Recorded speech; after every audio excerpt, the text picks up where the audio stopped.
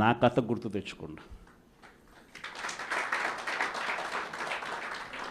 16 నెలలు నన్ను జైల్లో పెట్టినారు. నా మీద కేసులు వేసింది కూడా మళ్ళీ ఎవరో కాదు, అటు కాంగ్రెస్ ఇటు తెలుగుదేశమే. నా పిటిషన్లో ఎవరు పిటిషనర్స్ అంటే అటు కాంగ్రెస్ ఎమ్మెల్యేలు ఇటు తెలుగుదేశం పార్టీకి సంబంధించిన నాయకులు. కేవలం రాజకీయంగా ఎదుగుతున్నాను అని ఒకే ఒక కారణంతో దొంగ కేసులు బనాయించారు. 16 నెలలు జైల్లో పెట్టినారు. కానీ ఏమైంది? బయటికి రాలా? ముఖ్యమంత్రి కాలా?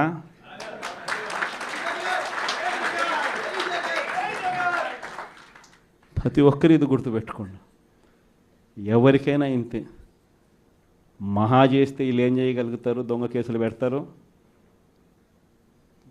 కాదండంలా బెదిరిస్తారు, కాదండంలా మహా అయితే 3 నెలలు లోపల వేస్తారు, అది కాదండంలా. కానీ ఏం చేస్తారు? 3 నెలల తర్వాత మళ్ళా వస్తాం, రెట్టించిన ఉత్సాహంతో మళ్ళా పనిచేస్తాం.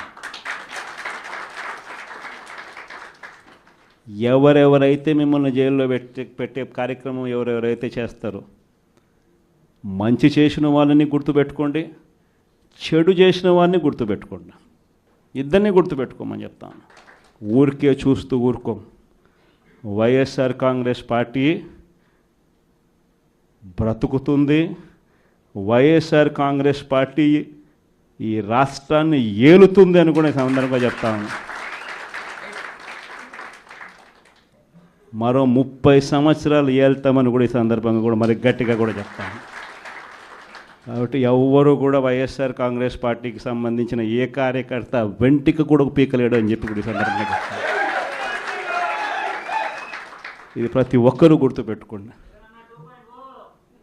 ఒక్కటే గుర్తుపెట్టుకోండి, ఈసారి జగనన్న 2.0 కొంచెం వేరుగా కూడా ఉంటుంది. ఈసారి జగనన్న 2.0 కార్యకర్త కోసం ఎలా పనిచేస్తుందో కూడా చూపిస్తుంది.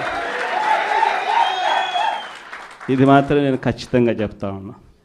ఎందుకనంటే జగనన్న 1.0లో బహుశా కార్యకర్తలకి నేను అంత గొప్పగా బహుశా చేయలేకపోయి ఉండొచ్చేమో. ప్రతి పథకము ప్రతి విషయంలోనూ కూడా మొట్టమొదటిగా ప్రజలే గుర్తుకొచ్చారు. ప్రజలకు మంచి చేయడం కోసమే నా టైం కేటాయించా, నా తాపత్రయపడ్డా, ప్రతి విషయంలోనూ దానికోసమే అడుగులు వేశా.